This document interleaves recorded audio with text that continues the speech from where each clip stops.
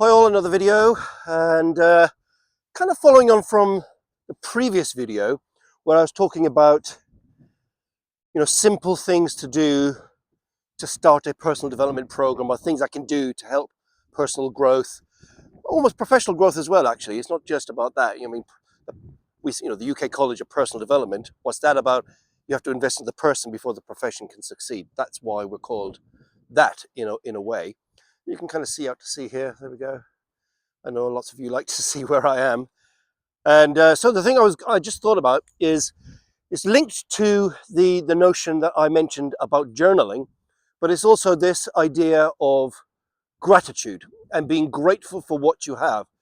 And it's too easy, and I know we're all guilty of it, I certainly am, of taking things that are fantastic, amazing, beautiful, and precious almost for granted. And I think most of you know my parents passed away a year ago. My mum passed away a year ago, my father a couple of years before that. And I did reflect that at times, maybe I ought to have spent more time with them, because when they're gone, they're gone.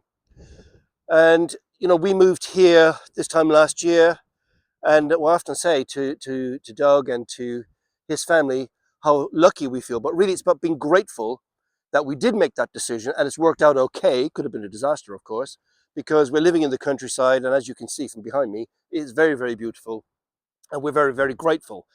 And this notion of, having this sense of gratitude grounds you. Now, it doesn't matter, I'm not everybody's going to move to Somerset, not everybody's going to lose their parents or feel that they haven't done something.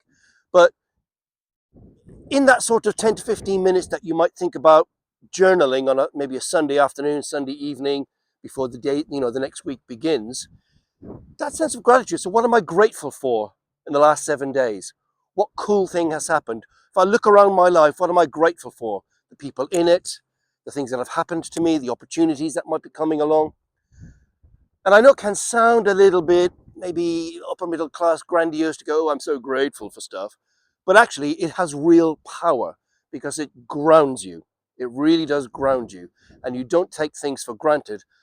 And then when you see people who are less fortunate than you or me or whatever, you can think, okay, we all need to work harder to improve the country, the environment, the world, and God knows, looking around the world at the moment, watching the news this morning is just breaks your heart. So a little bit more of that is not going to go astray. And then finally, and I know I'm banging on a bit this morning, finally the second thing really is to have a goal, an outcome, work towards something, even if it's something small. A ship without a rudder just bobs about. You have to have direction. So, set sail for a specific direction that you want to go in. It could be something to do with your job or your personal life. Maybe you want to learn a new skill. Perhaps you want to meet some new interesting people. Perhaps you want a new relationship. Perhaps you want to improve on the relationships you have. Who knows? Lose weight, get fit. That's what I'm trying to do at the moment. Hence all this walking around and dieting and all those other things that we're doing. So, having a direction is also another really, really powerful thing to start that process.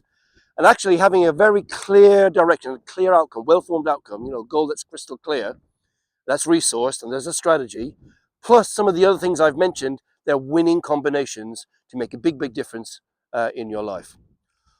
Okay, I think that's probably enough for today. I'm just going to show you the sky here. Look at this.